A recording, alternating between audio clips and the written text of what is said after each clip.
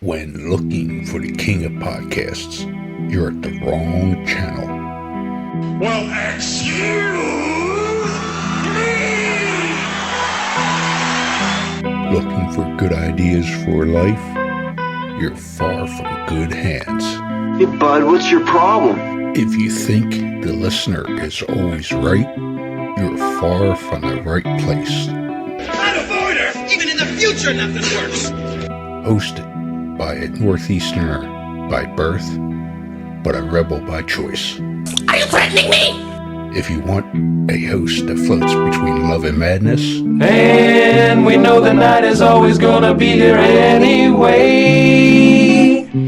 Thinking of you's working up my appetite. Looking forward to a little afternoon delight. then play on and listen to Crazy Train Radio. All right, guys, listen to this blues riff and B. Watch me for the changes and try and keep up, okay?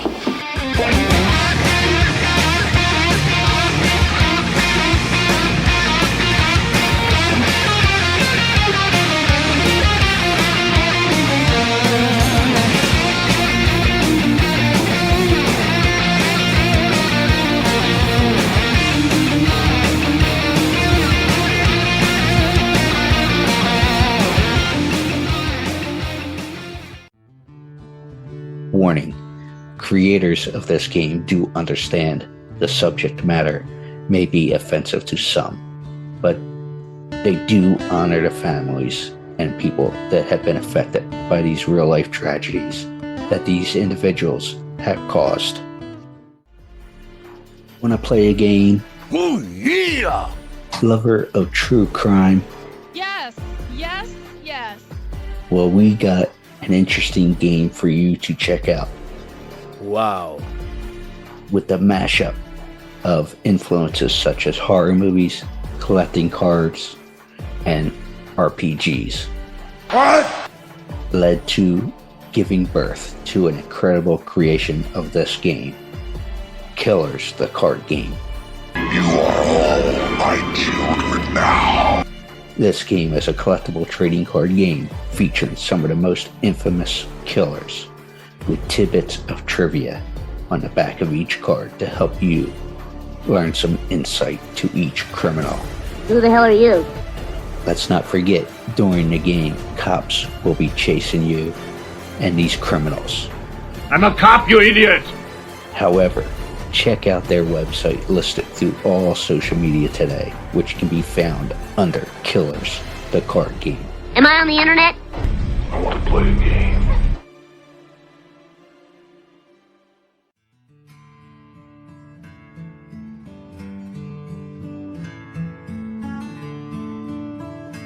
Hi, I'm Dave Lenahan, inviting you to listen to Crazy Train Radio.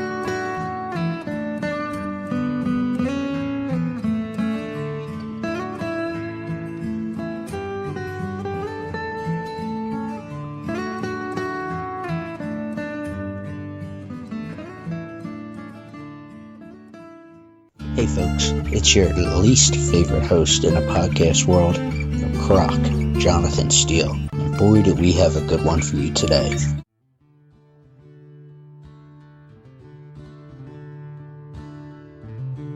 So, ladies and gentlemen, boys and girls, children of all ages, this gentleman currently living in Nashville certainly brings passion to whatever he does. He has DJ'd many styles of music, whether it be jazz, rock, big band, progressive, adult contemporary, country in Cleveland. And no, we're not talking working with Drew Carey. He's actually got a new song out and decided to dip his toes into the music side of things. And the song is called Squirrel Train. And he's also got his own show as well. We were just talking about before we hit the little record button. David Lenahan, how you doing, sir? I'm good. It's I know the name is Irish and it's a little different. It's Lenahan, but it's like Linda. Lenahan. Lenahan, yes. Lenahan, Lenahan, drop the D's. That's how you find me. Yeah. Yeah. And I love that because there's another one, a friend of the show. His name's Pritchard, but dropped the T. So he makes a similar joke. Hey, just let me say it's good to be on your show and thanks for the invite. I do appreciate it. Thank you for taking the time. Well, Let's see. We'll start off with the new single, Squirrel Train. Yeah. So, obviously, from the background that I was doing, because we know everything on the internet is true. It's all there, right? Yeah, it's 100% accurate. And we were kind of talking about this before we hit the record button about the business within the business, and we'll get into that on here as well. But this is more personal as we get into this first single for you. It is a long time coming per se for you because you wanted to be a musician, but you realized early on maybe being a rock star, quote unquote, or anything else wasn't going to be your cup of tea at first. So you went into radio. So the question is, why now for the single and all that fun stuff? Well, that's a good question. I'd say, Jonathan, we moved here to Nashville 9.5 years ago. And I really, as my radio career was winding down, I got more into songwriting, and I got involved with this group called NSAI. And if you're a songwriter, I really highly recommend them, especially if you're starting out songwriting. That's the Nashville Songwriters Association International. I became coordinator in Cincinnati. It was a lot of trips to Nashville. They opened up a lot of doors, a lot of co-writes, and we kept coming down and coming down. Working in country radio, it's a lot of trips to Nashville too. But we decided we wanted to move here. And when you come here, it's a different community. Mm-hmm. And not only songwriters, but great artists too. And it seems like all my friends down here were doing the same thing, dropping singles here and there. And it's harder and harder as a songwriter to get a cut today. And I felt, well, heck, we've got all these great songs. Let's just make a record. And like everybody else they're dropping singles. I thought, well, I'm pretty good at dropping my phone. So let me try that too. And so the song was Squirrel Train, which was really a kind of a cool story that I'd be happy to share with you if you'd like. Go for it. Well, two co-writers of mine, Scott Barrier, who is just an amazing guy. He's on a roll this year. And my good friend, Pamela Hopkins, who is an amazing indie artist out of Little Rock, Arkansas area, plays all over the world, has got a lot of music out there. We've been writing together for the past few years. They were over at my house, and we were talking about ideas for new songs. And I had mentioned that I wanted to write a train song. And the problem was, I said, it's a really long train. I have a very short attention span. And Pamela says, oh, I hear you. I am too. I'm so ADHD. And she goes, in fact, my band is called a Squirrel Train, just for that. Because, like squirrel, And so Scott and I look at each other and go, we have got to write a theme song for her band, Squirrel Train. And that's how it all started. We got together and it just kind of flowed out. Now, Pamela cut this song, Jonathan, and she released it on Black Friday. And for the past 2 weeks, it has been the #1 song on the Tasmanian Australia charts, which we're really happy about. It's also up for a Fair Play Award for Best Pop Country Single in Holland. And we're like, whoa. And I released mine. It's being played on over 4,000 stations around the world right now, and we're getting good response to it. And it's just been a trip. We've taken a trip on the Squirrel Train. So nice. That's what it's all about. So why don't I go ahead and insert that here? Good. Great. Appreciate the spin.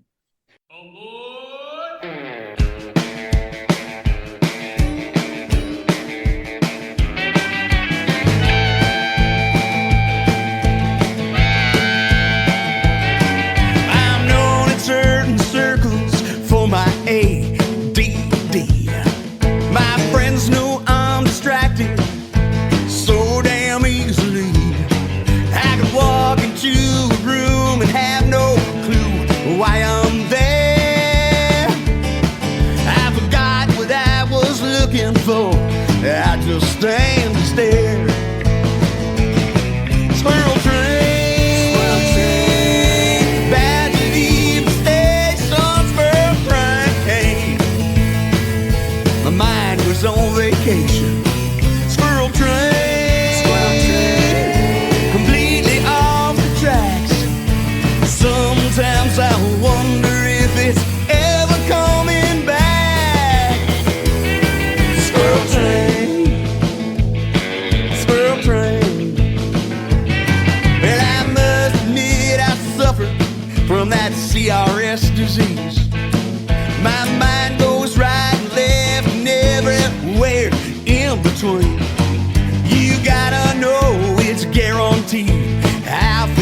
your name. I had it when you said it. It just flitter flied away. Squirrel train, bad leave the station. Squirrel train, yeah, my mind was on vacation. Squirrel train, completely off the tracks. Sometimes I wonder if it's ever coming back. Squirrel train, you know what I'm talking about.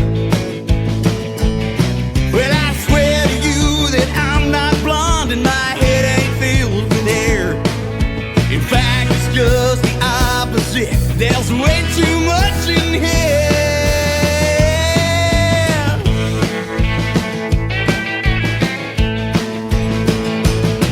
Squirrel train, back to leave the station. Squirrel train, I think I need some medication. Squirrel train, completely off the tracks. Sometimes I wonder if it's ever coming back. Squirrel train, yeah. And I swear if I had like $1 for every thought I lost just last week, I'd be, hey, squirrel, where's that squirrel? Who got that squirrel? Hey. Squirrel train, squirrel train, squirrel train.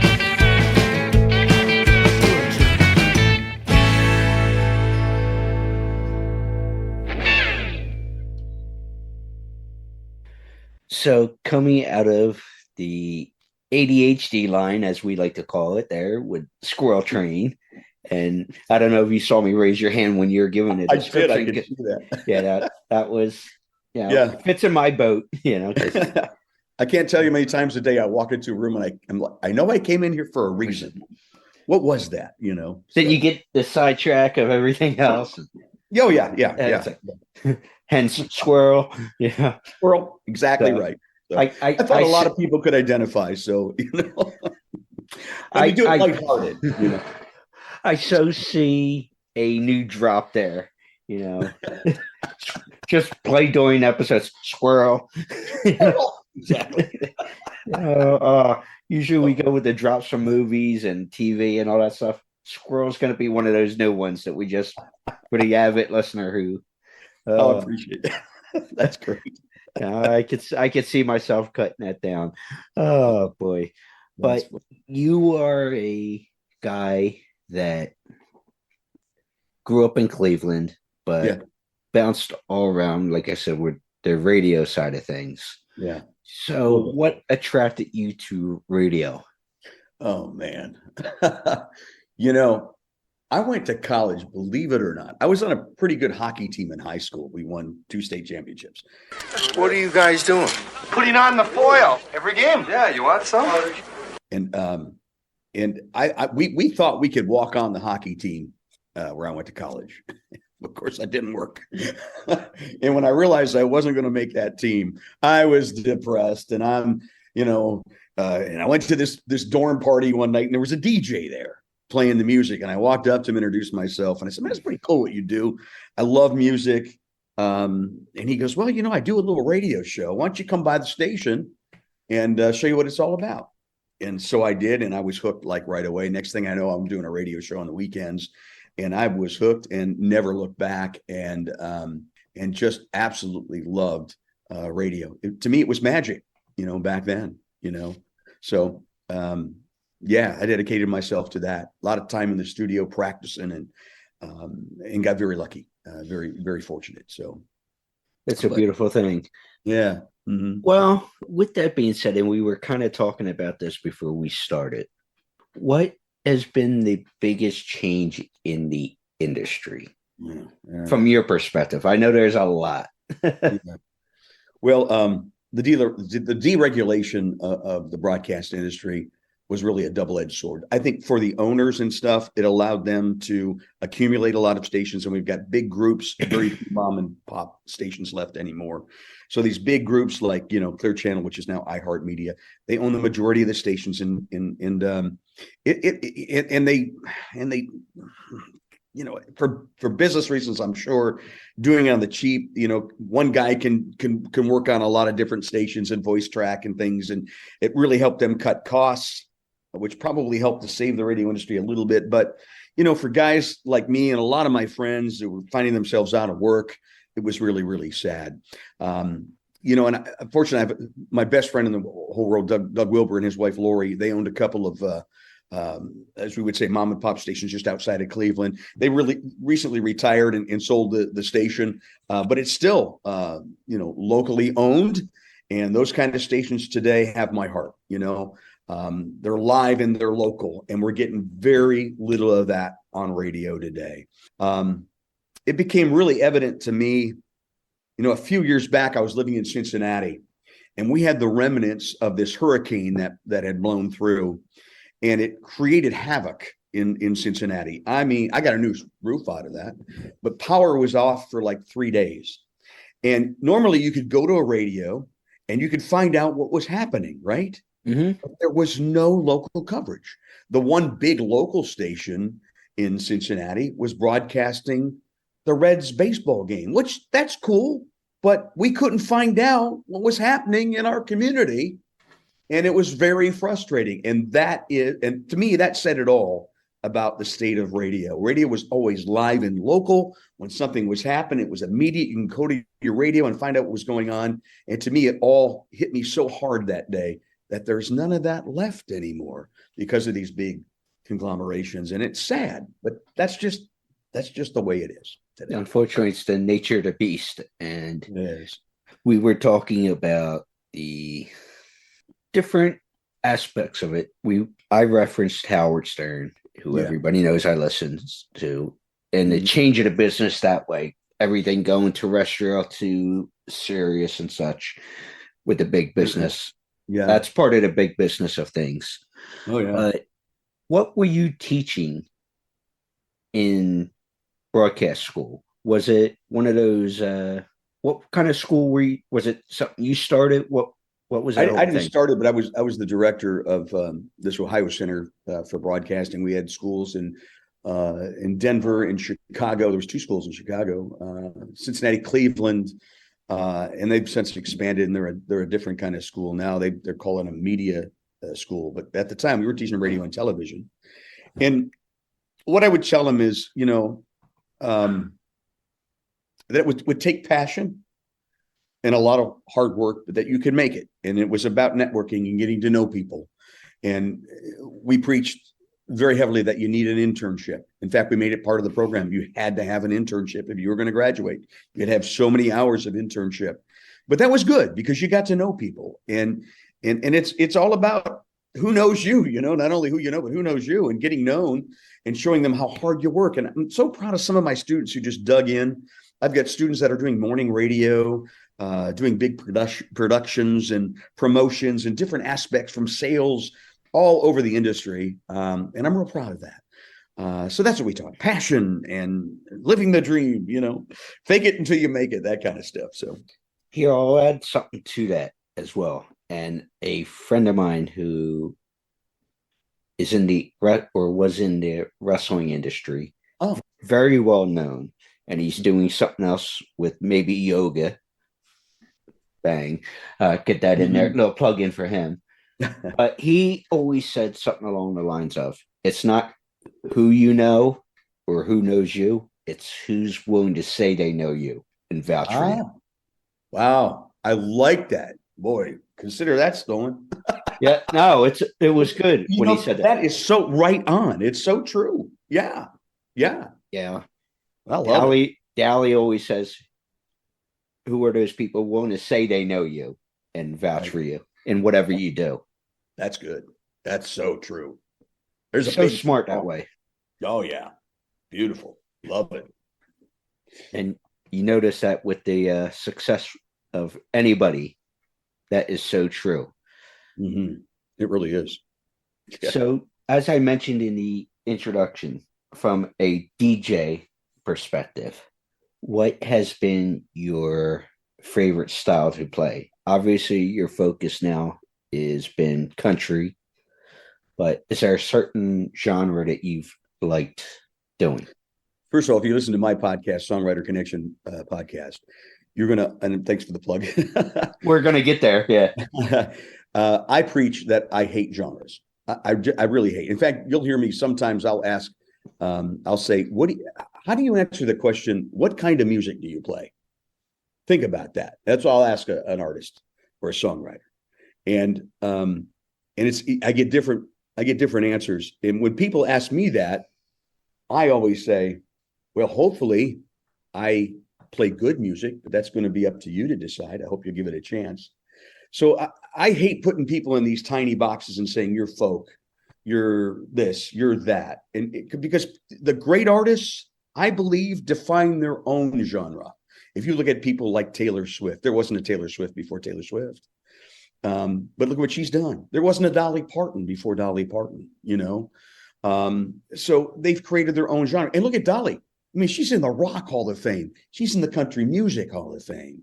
So people found her regardless of genre. So, but I guess if you're going to put me in a genre, it would probably be in what they're calling Americana today. And I have to absolutely say that I love that genre because it encompasses such a wide variety. Americana is blues, Americana is folk, Americana is bluegrass, Americana is alternative country, the stuff that they're ignoring on hit terrestrial radio right now.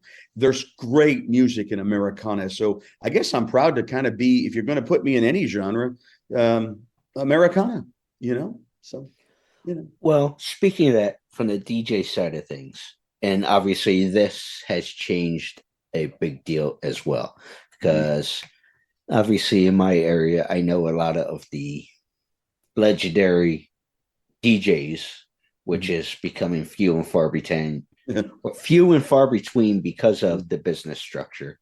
Yeah. And a lot of things going automated and such. Oh, yeah. But how did you go about choosing songs to play on the radio? Because now a lot of it is set lists and stuff given down from like general managers and things like that. But were you still part of the era of choosing stuff I'm going to play on air and all that fun stuff? When I started in country radio a while back, and I was working for this little mom and pop station. So this was before consolidation and the major buyouts. We had a lot more control in what we played. Yeah, we had a playlist too, but we could go, we can go outside of it. And I would look at music that turned me on. If I liked it, I wanted to share it with my audience, So, but as I got more, into the industry and, was doing afternoon drive in Cincinnati, there were strict playlists. Very strict. You had no control. No control at all. Well, you had very little. B105 in Cincinnati, which is perennially, they win all kinds of awards for top station, Academy of Country and CMA. I was really fortunate to work for them for a few years and for a lot of years. And when I did an all request show, I got an interesting phone call. I could edit that up and play it over the intro of a song. So I had a little freedom there. When I started at 96.5 doing afternoon drive, we were an upstart. We were going after B105 and we opened up our playlist and I had a lot of control, but eventually, they shrunk it down. The playlist started shrinking down. I had very little control over what I could play. It was chosen by a program director and the music director.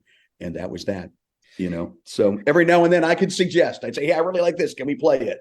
Well, we'll think about it. Yeah. Look at you now, like I said, I'm one of those days I'm having a brain fart, but it's like, look at you trying to hit the post, with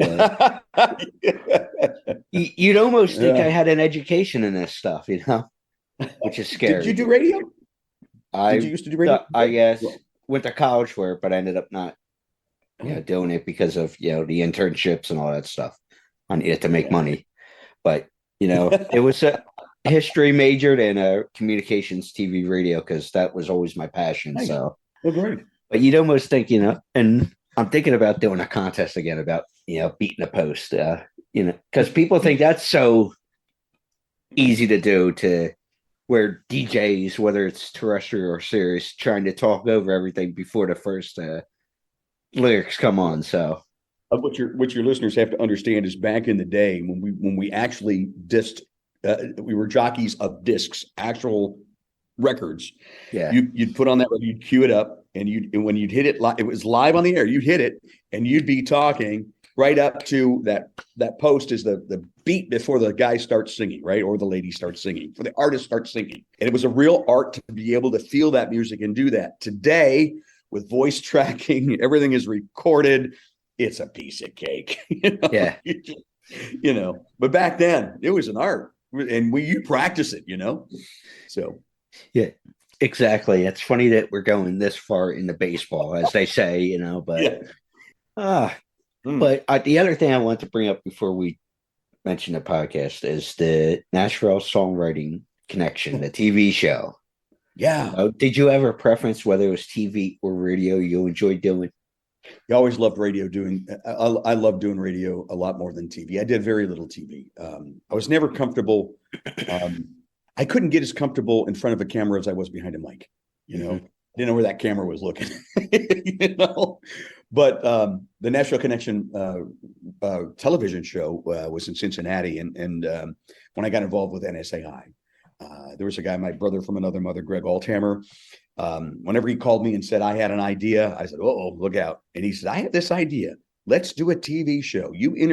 We'll bring in these Nashville songwriters, you interview them, and we'll record it, and we'll do a show."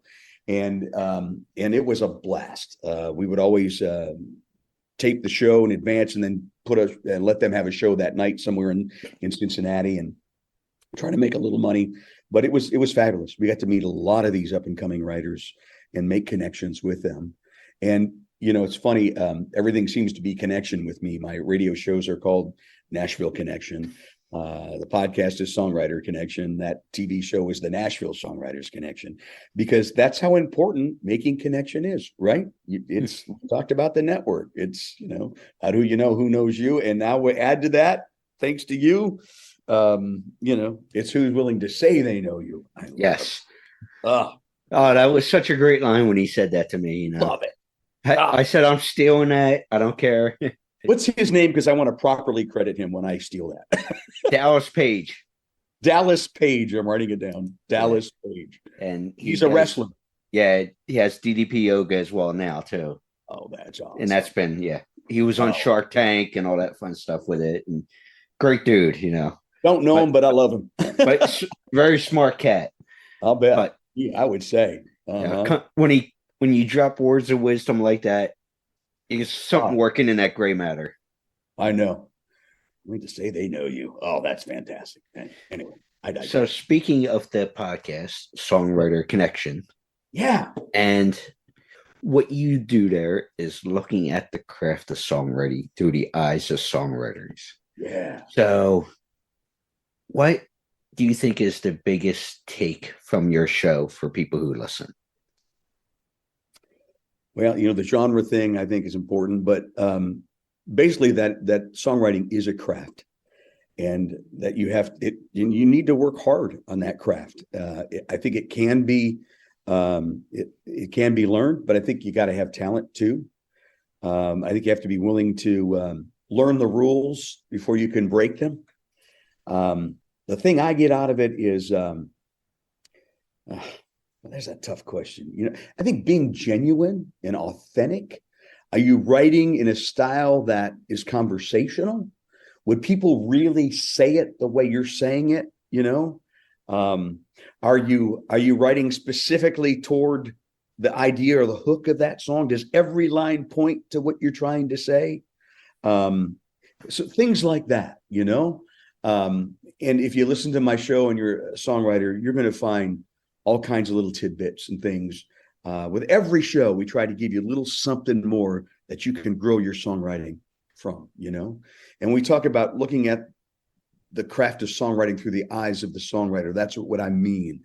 We also want to know about their journey and their stories. And I like to have guests that have unique stories, and I want them to share that story with folks. So that's really what it's all about. We've been very fortunate too.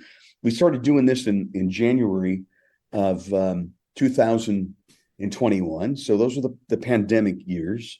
And I was like you, I was mixing passions, my passion for radio, which I always loved interviewing the most, and my passion for music. And I thought mixing them into a podcast might be the thing. And so I just get it's such a passion for me, and I love doing it. So yeah. Well, folks, we will have links to all of Dave's stuff. Thank you. But make sure you check out Squirrel Train, all your usual outlets, Spotify, Apple, all that fun stuff. Squirrel. Oh, wait. No. Squirrel. Yeah. Let that squirrel in here. Oh, shit. Dave, thank you so much for the time. So nice talking to you, John. Thank you for having me on, and all the best in your podcast. I love what you do. Thank you, sir. All right, man.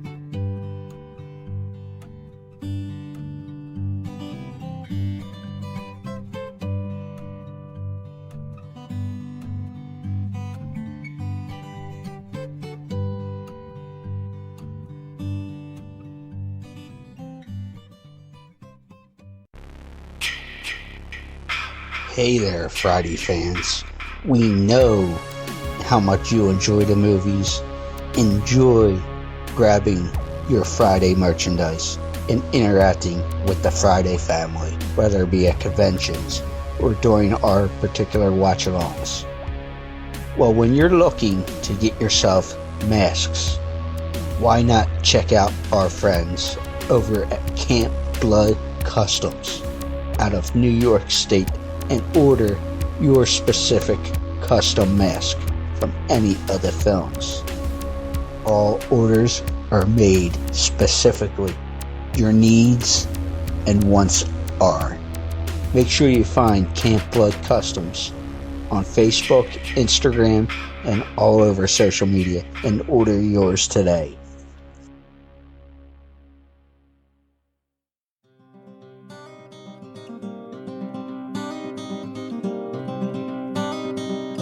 This is Jennifer Lauren from Diamonds and Whiskey, and you are listening to Crazy Train Radio.